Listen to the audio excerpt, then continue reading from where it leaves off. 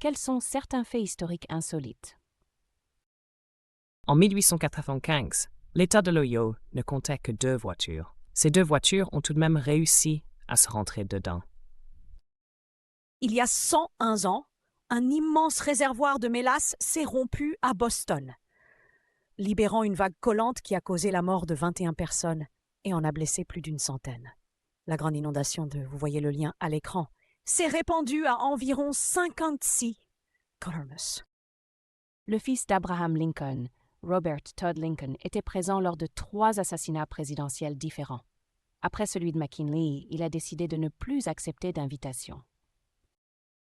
De plus, la vie de Robert Lincoln a été sauvée par le frère de John Wilkes Booth, Edwin, un acteur célèbre, qui l'a tiré d'un train sur le point de l'entraîner sous ses roues. La première caricature politique connue est égyptienne et représente Hatshepsut, la seule femme pharaon, en train de taquiner son amant et architecte en chef, Senmut.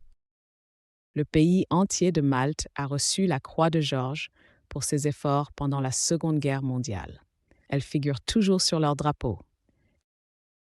Le descendant éloigné de Karl Marx a une vidéo YouTube où il fait du parcours, intitulée Exclamation Marx. L'ancien président des États-Unis, Andrew Jackson, a été abordé par un homme qui a braqué une arme sur lui. Petite anecdote historique, il s'agissait de la première tentative d'assassinat sur un président américain. L'homme a appuyé sur la gâchette et le chien s'est abattu, mais la poudre n'a pas pris feu. Il a sorti un deuxième pistolet et a tiré, mais une fois de plus, la poudre n'a pas pris feu. L'assassin a tenté de s'enfuir, mais pas avant qu'Andrew Jackson ne l'attrape et ne le corrige sévèrement avec sa canne. Les pommes de terre n'étaient pas très prisées en tant qu'aliment en France. On les considérait plutôt comme un aliment destiné uniquement aux animaux. De plus, elles étaient généralement jugées indigestes pour les humains. Cependant, un pharmacien du nom de Parmentier savait qu'elles constituaient une bonne nourriture et souhaitait les populariser parmi la classe ouvrière. Il a donc acquis une ferme de 2 acres pour cultiver des pommes de terre et a placé des gardes armés tout autour en permanence. Les gens ont supposé que la présence de gardes armés signifiait que quelque chose de très précieux y poussait. Alors, ils ont commencé à voler les pommes de terre. C'est ainsi que les pommes de terre sont devenues populaires parmi la classe ouvrière en France. Il a également demandé à ses gardes d'accepter des pots de vin et de ne vraiment attraper personne. Pendant la guerre froide, il y avait une idée de larguer des préservatifs XL, étiquetés médium, sur les soviétiques pour leur faire croire que nous étions anatomiquement supérieurs et les dissuader de nous combattre. Sans doute ma partie préférée de l'histoire américaine. Oups, j'ai fait tomber mon préservatif géant pour mon énorme engin. À une époque, Pepsi possédait la 6e plus grande force militaire au monde, après que le prix de la vodka russe ne put couvrir leur accord pour les produits Pepsi. Ils ont donc échangé 17 sous-marins, une frégate, un croiseur et un destroyer pour sceller le marché. Anecdote amusante. Le président de PepsiCo de l'époque a dit aux conseillers à la sécurité nationale « Nous désarmons l'URSS plus vite que vous ». Hitler, Staline, Trotsky, Freud et Tito vivaient tous dans le même quartier de Vienne en 1913. Le général Omar Bradley a été arrêté par la police militaire pendant la bataille des Ardennes lors de la Seconde Guerre mondiale parce qu'il pensait qu'il était un infiltré nazi. L'ironie résidait dans le fait qu'il avait été arrêté parce qu'il avait correctement identifié la capitale de l'Illinois comme étant Springfield, alors que l'officier pensait que c'était Chicago. J'ai rencontré de nombreuses personnes qui pensaient que Chicago était la capitale de l'Illinois, simplement parce que c'est notre ville la plus peuplée. Le Monténégro a techniquement été en guerre avec le Japon pendant 101 ans et ils ont signé un traité de paix en 2006. Le Monténégro s'était allié à la Russie lors de la guerre russo-japonaise et avait déclaré la guerre au Japon, mais ils ont oublié de signer la paix. Ce n'est pas la seule fois que cela s'est produit dans l'histoire. Les îles Scilly ont été en guerre avec les Pays-Bas pendant un bon moment, si je me souviens bien. Certaines personnes contestent cela, mais voici un lien vers Wikipédia. Vous voyez le lien à l'écran. Nouvelle modification, liste de guerres similaires. Vous voyez le lien à l'écran.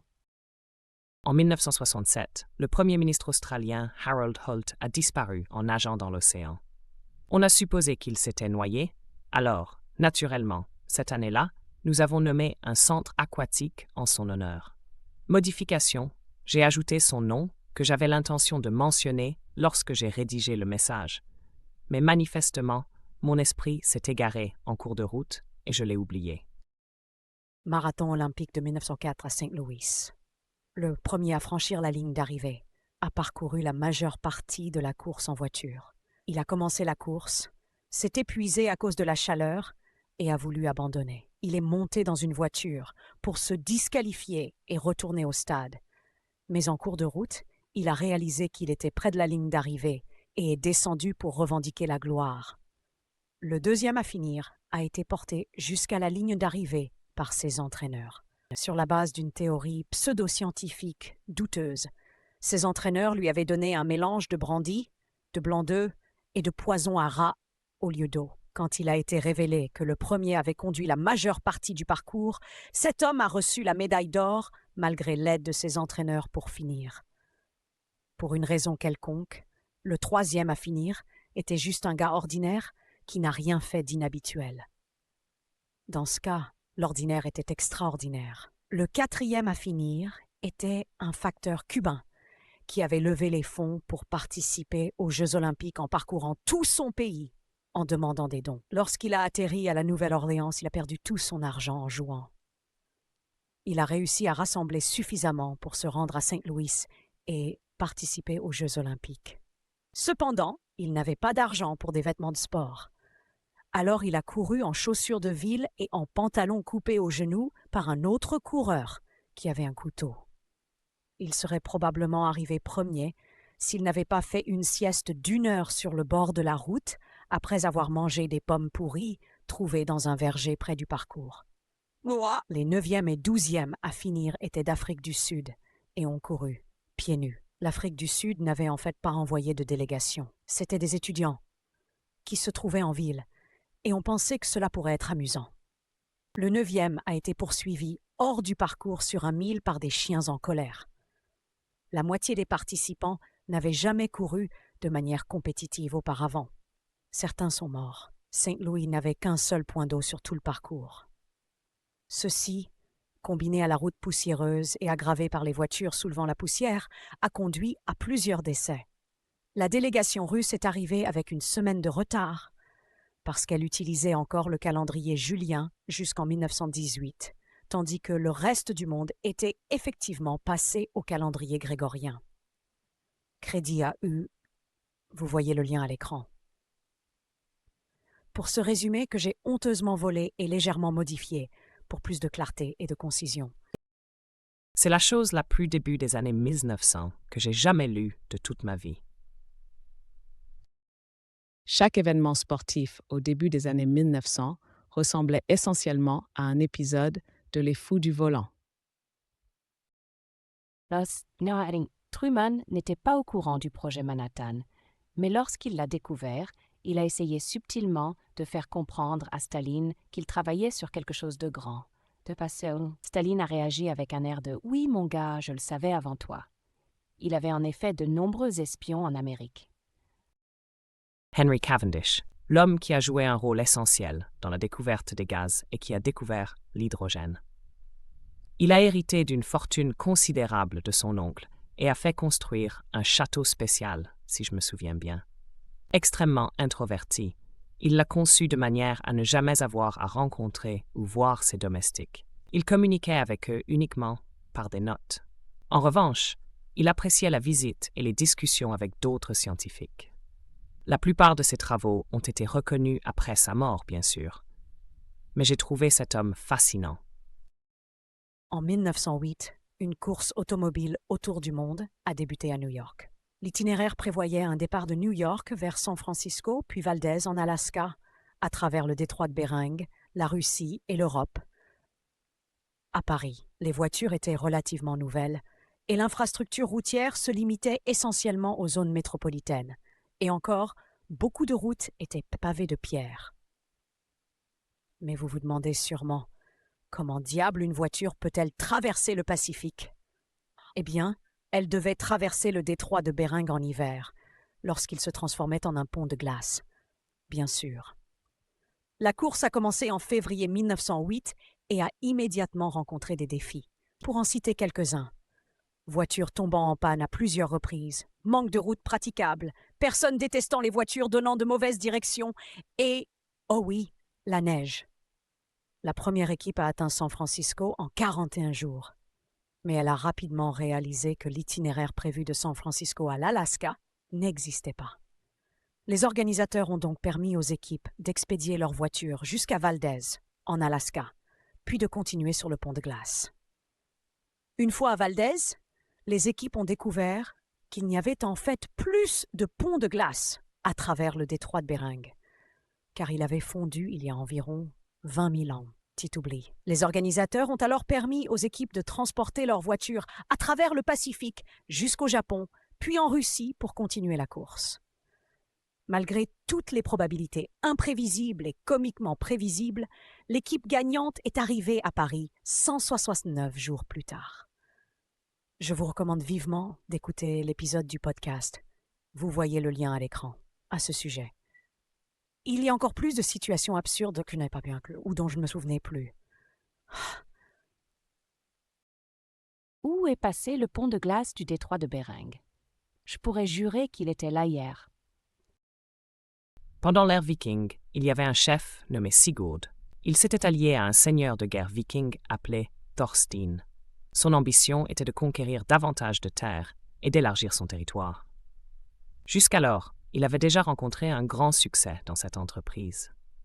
Cependant, il finit par entrer en conflit avec un autre chef nommé Maël, le dent de lièvre, surnommé ainsi à cause de ses 2 dents de devant, anormalement grandes et proéminentes. Ils décidèrent de régler leurs différends sur le champ de bataille et convinrent tous deux d'amener 40 hommes chacun pour l'affrontement. Néanmoins, Sigurd ignora les termes de l'accord et amena 80 hommes. Dent de lièvre comprit qu'il avait été trahi, mais ne se découragea pas. Ils réussirent à tuer plusieurs hommes de Sigurd, mais hélas, ils furent surpassés en nombre et tous périrent. Voici le retournement de situation. Après la bataille, Sigurd ordonna à ses hommes de décapiter tous les ennemis et de les attacher à leur selle comme trophée.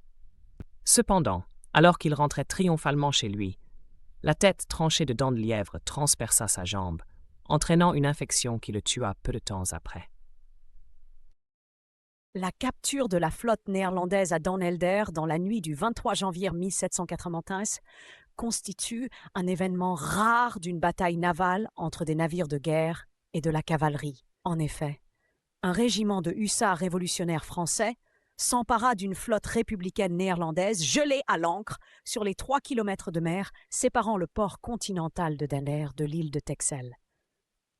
Après une charge à travers le Zuiderzee gelé, la cavalerie française captura 14 navires néerlandais et 850 canons. La capture de navires par des cavaliers est un exploit extrêmement rare dans l'histoire militaire. On dirait quelque chose qui pourrait arriver dans un jeu de Civilization. Autrefois, il existait des estampilles à pain, brûlées sur un pain cuit, pour éviter la fraude du pain. Le gouvernement fournissait le blé ou la farine, mais certains boulangers tentaient de prolonger la durée du blé en ajoutant de la sciure de bois et d'autres ingrédients dans le pain. Les estampilles à pain étaient spécifiques à chaque boulanger, ce qui permettait de retracer l'origine de tout pain altéré. Si un boulanger était pris sur le fait, il devait déménager dans une autre ville pour continuer à faire du pain, ou attendre 3 ans avant de pouvoir reprendre son activité, si je me souviens bien. Les lois sur le pain ont eu une importance capitale pendant la majeure partie de l'histoire.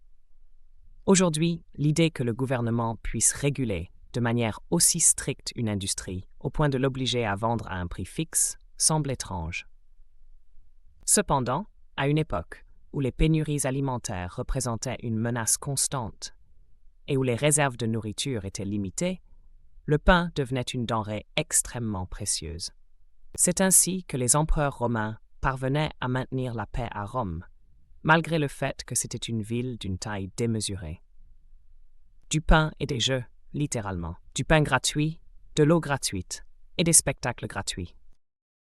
La Colombie a traversé une période de son histoire littéralement appelée la Patria Boba, en raison de la façon incroyablement stupide dont les politiciens se comportaient à l'époque. Érostrate est le type qui a incendié le temple d'Artémis. La seule raison pour laquelle il l'a fait était de faire inscrire son nom dans l'histoire. Merci d'avoir regardé. Laisse un commentaire ci-dessous et dis-nous ce que tu en penses. Et n'oublie pas de jeter un œil à nos autres vidéos.